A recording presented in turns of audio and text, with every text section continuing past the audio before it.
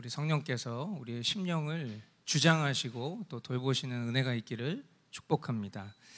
하나님의 은혜로운 뜻에 대해서 우리가 계속해서 살펴보고 있는데요. 마태복음 강의 이제 40번째 시간입니다. 바리새파 사람들과 사두개파 사람들의 누룩을 경계하여라라는 제목의 말씀을 가지고 마태복음 16장 1절부터 우리 12절까지 말씀으로 하나님 말씀 나누도록 하겠습니다. 먼저 1절 말씀 제가 읽겠습니다. 바리새파 사람들과 사두개파 사람들이 와서 예수를 시험하느라고 하늘로부터 내리는 표징을 자기들에게 보여달라고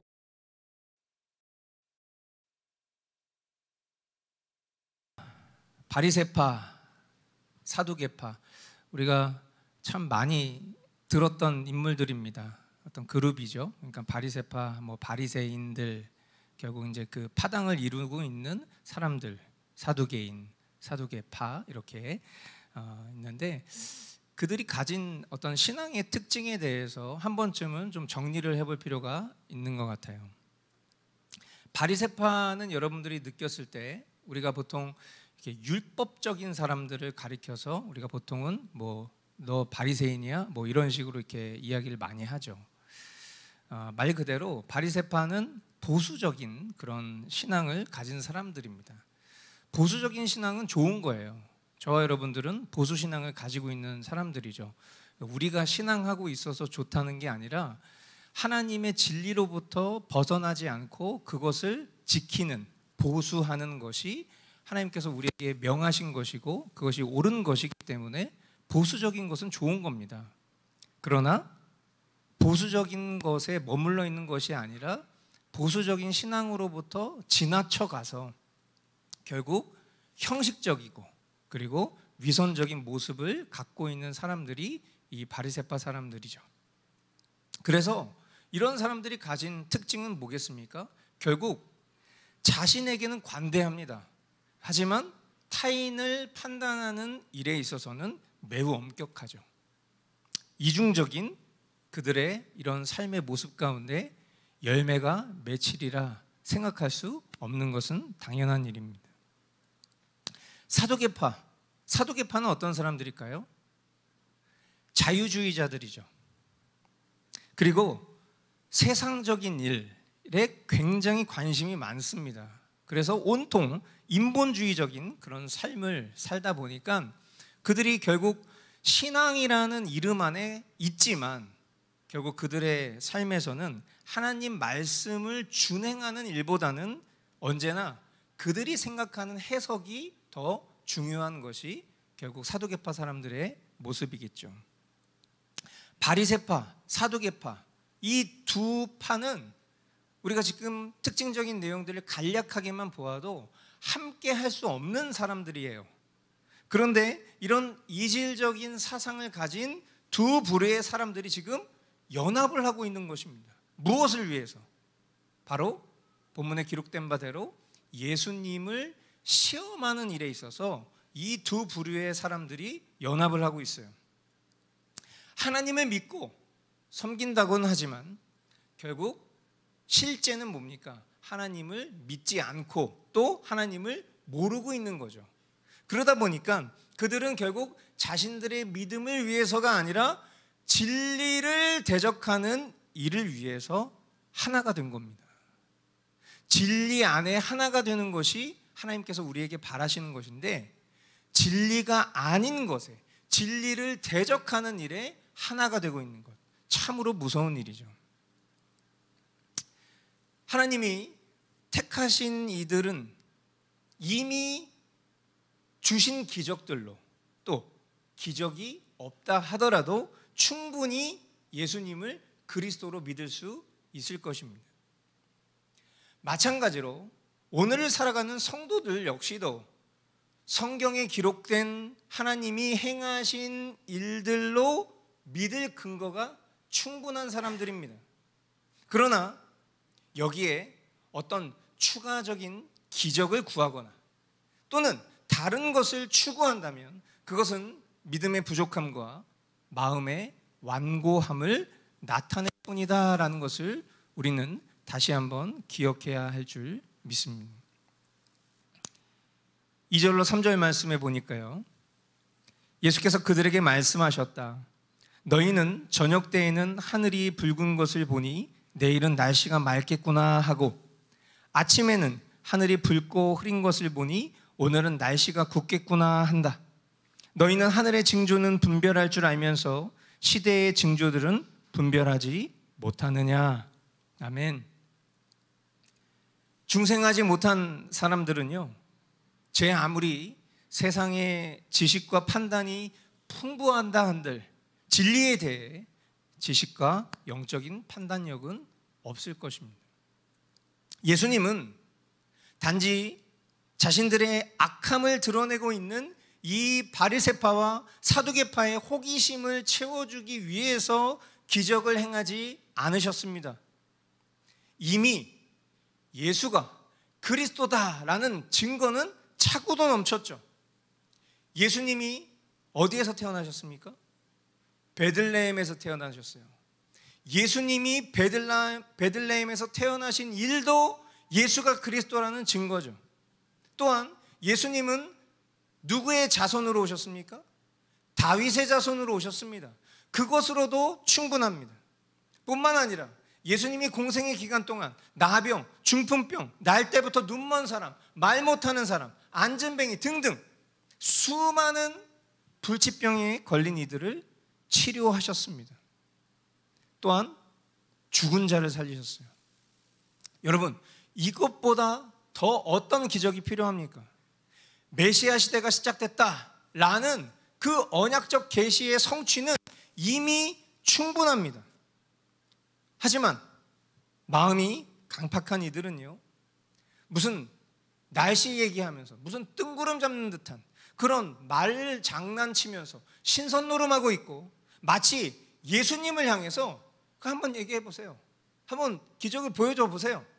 자신들이 평가해 주겠다는 식으로 조롱하면서 예수님을 시험하고 있으니 이것이야말로 성령을 모독하는 죄의 실제된 모습을 대표적으로 보여주는 사례가 아닐까 싶은 것이죠.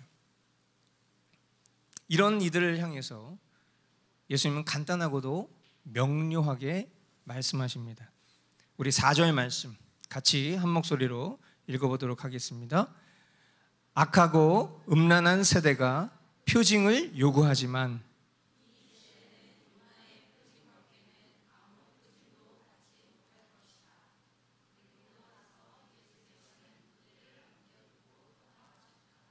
아멘. 요나의 표징, 우리가 마태복음 12장에서도 봤었던 내용입니다. 이게 뭐라고 그랬죠? 요나가 큰 물고기 뱃속에서 3일 밤낮을 있었던 것 같이 예수님의 십자가 죽으심과 3일 만에 다시 살아나심은 결국 불신앙적인 이 세상과 거짓 성도들을 향해 보여주실 마지막 표징이 될 것이다. 그것에 대한 것이죠. 이것을 보고도 믿지 못하면, 예수님이 십자가에서 죽으시고 예수님이 3일 만에 부활하시는 것을 보고도 믿지 못한다면 그 어떤 기적이 믿음을 설득할 수 있겠습니까? 그리고 결국 지금 예수가 눈앞에 있어. 그 놀라운 역사를 이루신 그 예수님을 눈앞에 보고도 믿지 못하는 이런 이들 앞에 예수님은 이 요나의 표징으로 비유된 마지막 표징을 계시하시면서 한 번 더 기회를 주시는 것이죠. 예수님을 믿을 것인가, 아니면 예수님을 거부할 것인가. 그러나 지금 이 장면이 우리에게 보여주는 것은 어떻습니까? 그리스도를 눈앞에서 보고도 믿으려 하지 않는 그들을 남겨두고 떠나가시는 예수님의 뒷모습으로 충분히 이들의 믿음 없음을 보여주고 있지는 않을런지.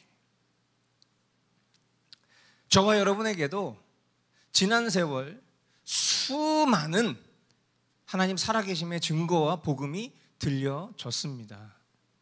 여러분 한번 곰곰이 지난 세월들을 하나님께서 여러분들에게 허락하신 기회의 시간들을 떠올려 보십시오.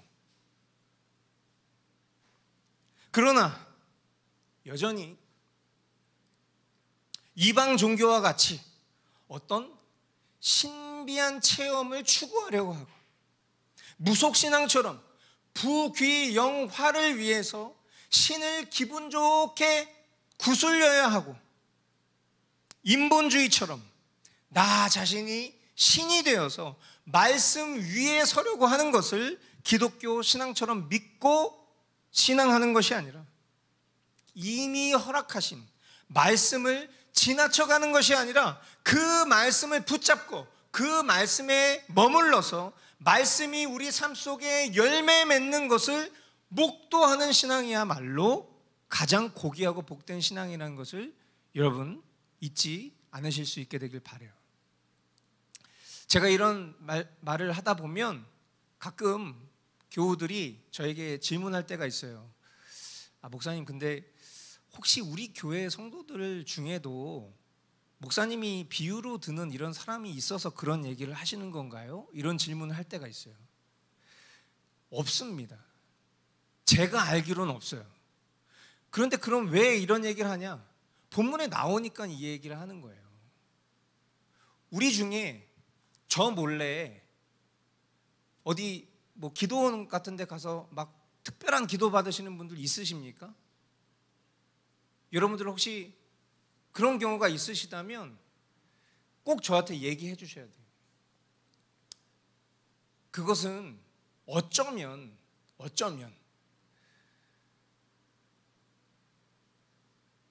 그 믿음을 보장할 수 없는 썩은 열매와도 같기 때문에, 여러분, 하나님의 말씀이 우리의 삶 속에 성취되는 것을 우리가 붙잡는 것만큼 가장 완벽한 믿음의 증거가 없다는 것을 우리는 지금 이런 말씀들을 통해서 계속 보고 있어요. 그런데 그와 반대되는 행태를 가진 이 당대의 사람들의 모습은 늘 어김없이 예수님을 그저 기적을 베푸는 사람으로 보고 싶어하는 모습들을 대조적으로 보여주고 있어요. 오늘날 지금 이 바리새파와 사두개파 사람들처럼 서로 하나 될 수 없는 사람들이 하나 된 모습들이 지금 우리가 신앙생활하고 있는 이 시대에 차고 넘쳐나고 있습니다. 여러분, 세대주의 들어보셨죠? 세대주의자들이 어떤 사람이라고 그때 제가 가르쳐 드렸습니까? 세대주의는 물론 구원의 어떤 그런 방편의 시대를 나누는 것도 있지만, 사실은 세대주의자들은 성경을 100% 문자적으로 보는 사람들이에요. 어떤 의미에서 보면 보수신앙 중에서도 보수신앙이라고 말할 수 있는 것이 바로 세대주의입니다. 왜? 비유로 봐야 하는 성경의 말씀도 문자적으로만 보는 사람들이기 때문이죠. 그러니까 하나님의 말씀을 1.1획도 인간의 생각으로 해석하지 않으려 하는 것이 세대주의자들이에요. 그런데 세대주의자들이 요즘 오늘날 어떤 사람들하고 결탁돼서 큰 유니버스를 이루고 있는지 아십니까? 바로 신사도 운동가들이에요. 신사도 운동은 어떤 사람들이에요? 오늘날에도 신사도가 있다고 믿는 사람들이에요. 그래서 그 신사도라는 12명의 사람들의 그 계파로부터 이어진 사람들이 마치 자신들이 하나님의 음성을 듣는다고 생각하면서 성령이 나에게 말씀하신다고 말한다면서 은사주의적인 그런 활동을 하는 것이죠. 그런데 세대주의자와 신사도 운동가들이 결탁해서 여기에 더 무서운 사조가 더 곁들였죠. 그게 뭡니까? 바로 백투 예루살렘이에요. 그러니까 여러분, 이런 어떤 말도 안 되는 연합을 통해서 오늘날 이게 기독교 신앙이라는 범주 안에 들어와서 무슨 일을 하고 있는 거예요? 성도들을 미혹하고 있는 거예요. 그러니까 실제로 우리에게 어떤 일이 일어나서가 아니에요. 얼마든지 우리 자신의 믿음을 우리 스스로가 보증할 수 없는 존재라는 것을 믿으신다면 우리의 앞으로의 신앙생활 속에 너 언제까지 그렇게 신앙생활 할 거야? 임팩트가 없지 않아? 그냥 맨날 말씀 보고 기도하고 그냥 밋밋하게 신앙생활 하는 거, 그거 하나님을 온전히 누리지 못하는 것 같지 않아? 지금 놀랍게 매일매일 하나님의 음성을 듣는 사람들이 있어. 놀라운 신비로운 체험을 하는 사람들이 있어. 지금 이 시대에 앞으로 다가올 것을 예언하는 사람들이 있어. 그 놀라운 일들을 경험하고 싶지 않아? 이런 미혹 앞에 우리가 섰을 때에 과연 누구도 보증할 수 있을까? 제가 지지난주에도 그런 말씀 드렸지만 저 역시도 과거에 이런 신사도 운동이라든지 이런 세대주의라든지 이런 것에 빠졌던 사람으로서 제 자신 스스로도 보증할 수 없다는 것을 저도 경험했는데, 하물며 여러분들도 그런 덫에 걸리지 않으리라 보장할 수 있겠냔 말이에요. 예수님은 우리에게 다시 한번 말씀하고 계십니다. 무엇을 말씀하고 계신 거예요? 그런 거 보길 원하는 사람들에게 예수님 그런 거 보여주시지 않아요. 이어서도 나오겠지만 우리에게 너무나도 중요한 것은 하나님 말씀 중심적인 신앙입니다. 여러분, 세대주의자들도 신사도 운동하는 사람들도 성경 말합니다. 그러니까 그 사람들도 성경 말씀 중심의 신앙생활을 하고 있다고 우리가 착각할 수 있어요.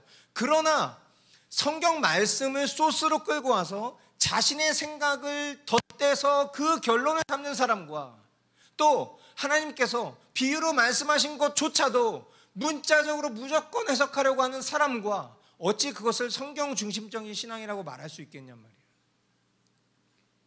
성경 중심의 신앙은 다른 말로 얘기하면 하나님 말씀 중심이에요. 모든 것을 하나님 말씀에 있으면 그대로 따르는 것이고, 아무리 전통과 유전 속에서 그렇사한 것이 있다 할지라도 그것을 배격하는 것이 성경 중심, 하나님 말씀 중심의 신앙생활인 거예요.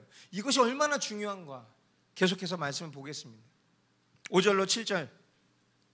제자들이 건너편에 이르렀는데 그들은 빵을 가져오는 것을 잊었다. 예수께서 그들에게 말씀하셨다. 너희는 바리새파 사람들과 사두개파 사람들의 누룩을 주의하고 경계하여라. 그들은 서로 수군거리며 말하였다. 우리가 빵을 가져오지 않았구나. 여러분, 제자들이 바다 건너편으로 갈 때 깜빡하고 빵을 가져가지 못했어요. 막 당황해서 자기들끼리 수군수군 막 거리고 있는데, 예수님이 그 상황 속에서 방금 전 앞에서 우리가 봤었던 그 말씀 속에서 경험했던 일을 이 제자들에게 얘기할 때 누룩을 주의해라. 바리새파와 이 사두개파의 그 그릇된 사상을 경계해라 라는 의미로 누룩을 주의해라 이렇게 말씀하셨어요. 물론 사람들마다 좀 인지 능력이 떨어지는 사람들이 있습니다. 그러니까 하면 척하는 사람도 있지만, 척하면은 이게 뭔 말이지? 어리둥절하는 사람도 있죠. 그런데 제자들이 좀 우둔했나 봐요. 그러니까 이 말씀을, 사상을 경계해 이렇게 얘기하신 말씀을 누룩을 주의해 이렇게 빗대서 하신 건데, 그걸 가지고 마치 자신들이 빵을 가지고 오지 않은 것에 대한 그 과실에 대해서 예수님이 말씀하시고 있는 건 아닌가 막 이렇게 수근수근 막 거리고 있는 거죠. 그럼 그들에게 예수님이 말씀을 하시는 거예요. 8절로 10절. 예수께서 이것을 아시고 말씀하셨다. 믿음이 적은 사람들아, 어찌하여 너희는 빵이 없다는 것을 두고 서로 수군거리느냐? 너희는 아직도 깨닫지 못하느냐? 5,000명이 먹은 그 빵 5개를 기억하지 못하느냐? 부스러기를 몇 광줄이나 거두었더냐? 또한 4,000명이 먹은 그 빵 7개를 기억하지 못하느냐? 부스러기를 몇 광줄이나 거두었더냐? 여러분, 이게 무슨 말입니까? 제가 좀 흥분해서 믿음이 적은 사람들아 이렇게 읽었지만, 예수님의 믿음이 적은 사람들은 아마 이런 식이 아니었을 거예요. 제가 지난번에도 그 뉘앙스를 여러분들에게 설명했지만, 믿음이 적은 사람들아 이렇게 얘기하셨겠죠. 왜 그렇습니까? 지금 이 얘기는 뭐예요? 앞에 있었던 큰 2번의 기적에 대해서 다시 한번 말씀하시는 것이죠. 빵 5개로 5,000명 먹이신 거, 빵 7개로 4,000명 먹이신 거, 이 역사적 사건에 대해서 예수님 다시 한번 떠올리게 하시는 거예요. 그 목적이 뭡니까? 빵 못 갖고 온 게 그 중요한 게 아니에요. 예수님한테.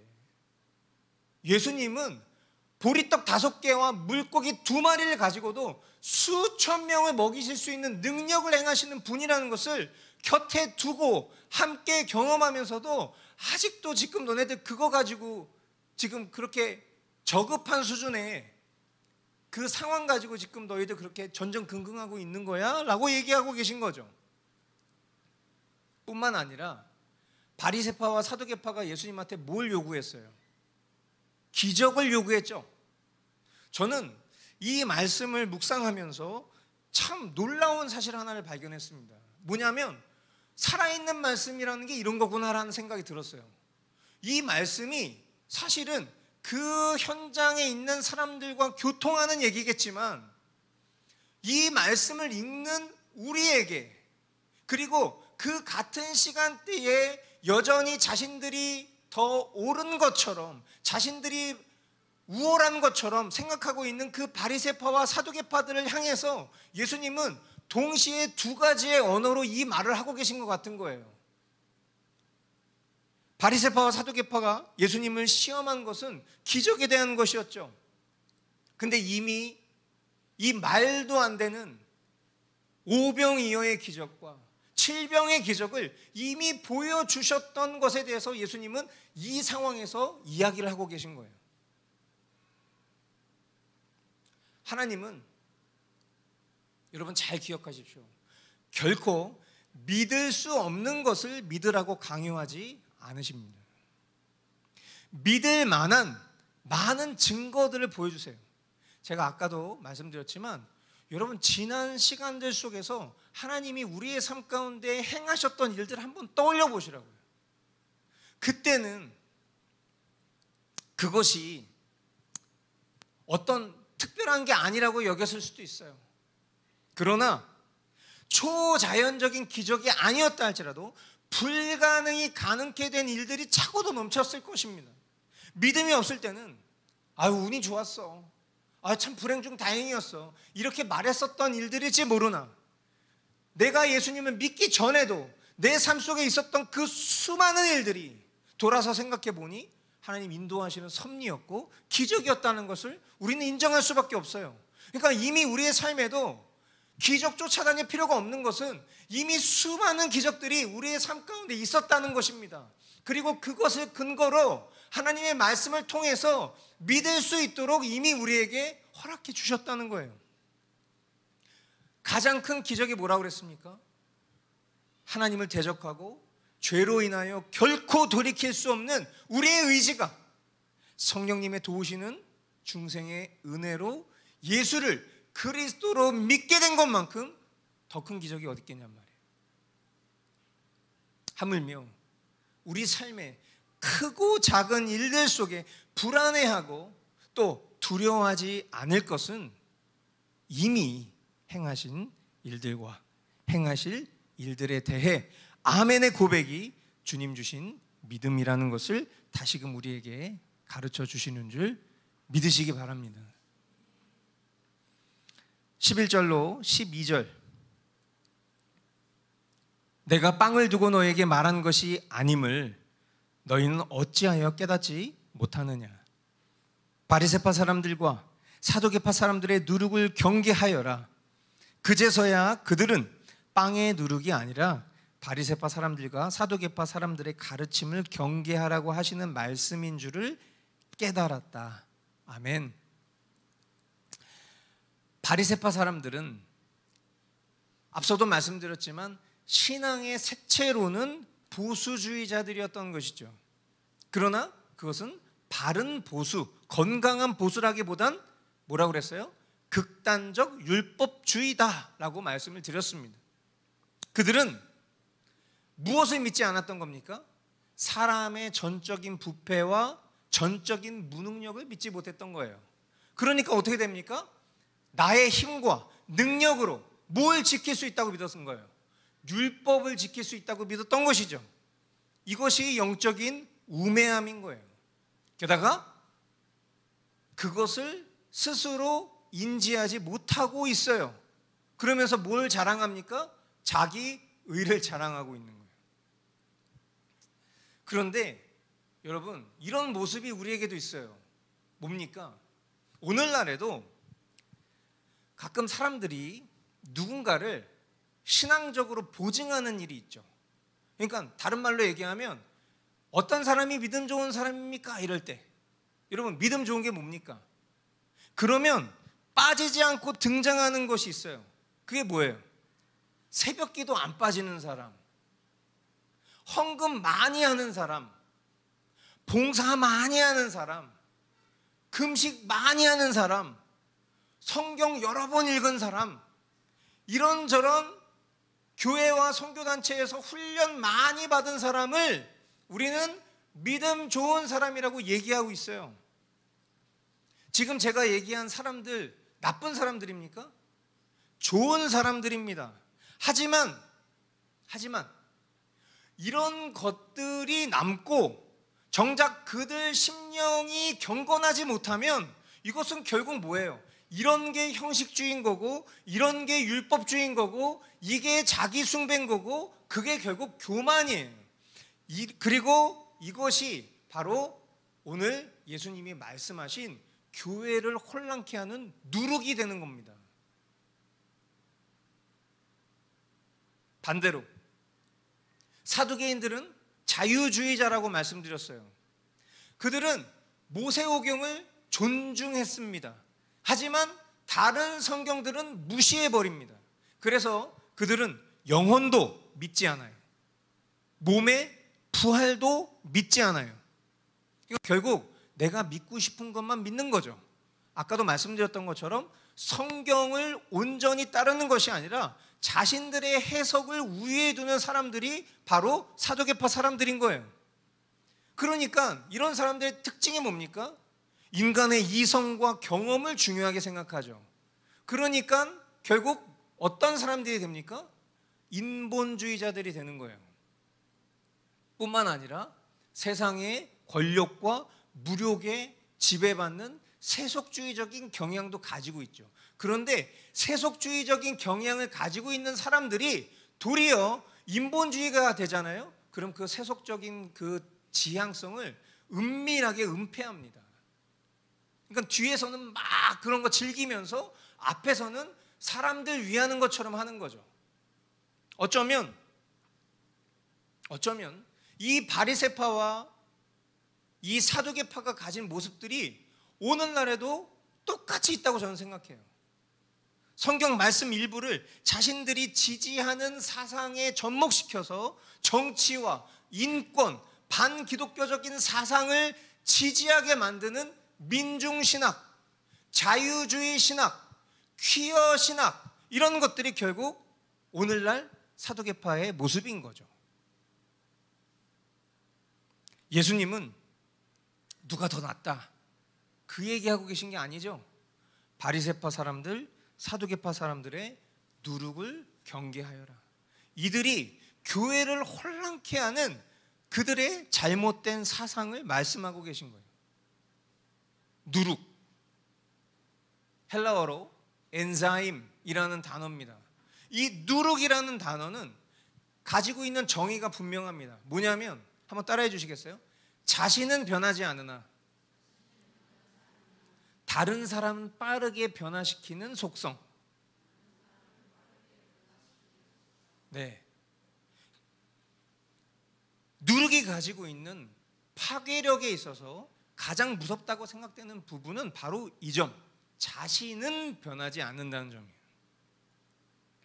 누룩으로 비유된 죄성은 자신을 바라보지 못하게 하고 타인을 바라보게 합니다. 여러분,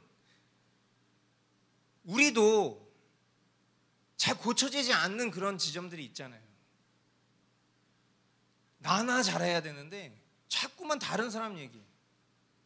지금 자기 얘기하고 있는데 좀 권면하고 있는데 자꾸만 자기 얘기 안 하고 자기 얘기로 받아들였다가 결론은 다른 사람으로 가. 이게 어떤 사람이에요? 이게 누룩 같은 사람인 거예요.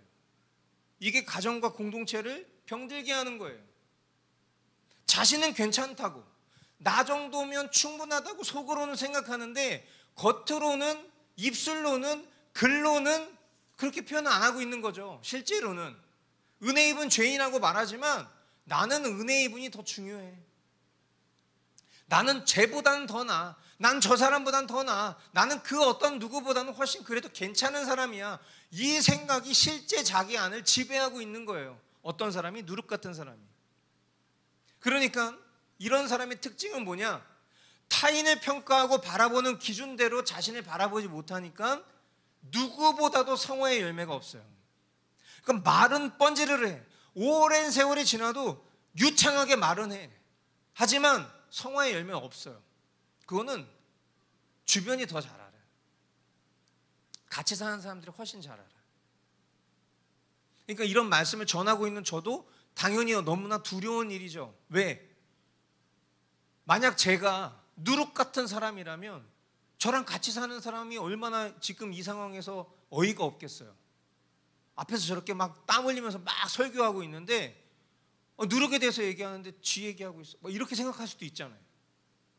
그리고 성도들 중에 저랑 오랫동안 신앙생활 하신 분들이 유관하 목사님 뭐 앞으로 신앙생활 하면서 계속 지켜봤지만 뭐 별로 달라지는 것도 없는 것 같은데 다른 사람 판단만 더 잘할 뿐이지, 이렇게 생각할 수 있잖아요.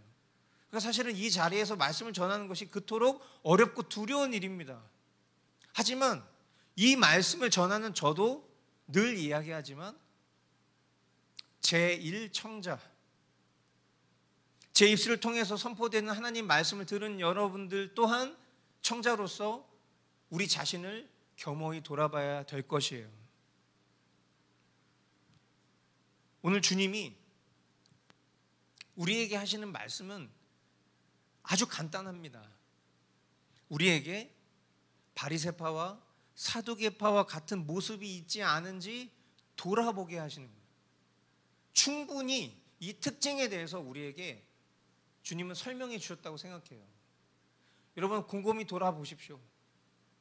과연 나에게 이들의 누룩과도 같은 모습이 있지는 않은지, 그 모습을 가지고 가정과 교회와 내가 살아가는 삶의 터전에서 누룩과도 같은, 나는 변하지 않는데 다른 사람은 급속하게 변질시키는 그런 특징은 없는지, 또한 우리가 복음 훈련하면서도 여러 차례 믿음의 정의에 대해서 이야기할 때 물론 믿음에 대한 여러 정의를 우리가 나눴지만 특별히 우리가 믿음의 정의를 나눌 때 이렇게 얘기를 했어요.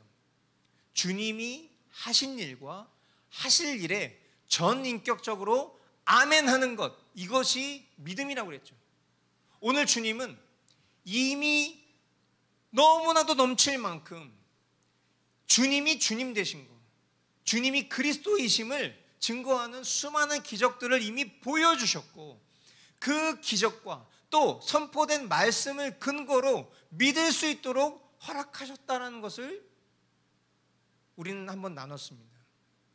마찬가지로 저와 여러분들의 삶을 인도하셨던 하나님의 풍성하신 기적과 섭리, 그리고 매일매일 머스트 라이프를 통해서 우리에게 확증시켜 주셨었던 그 말씀으로 우리는 아멘 할 수 있어요. 그 믿음, 과연 우리에게 나로부터 온 믿음이 아니라 하나님께로부터 온 믿음이 분명한 것인지에 대해서 오늘 주님은 말씀하셨다고 생각해요.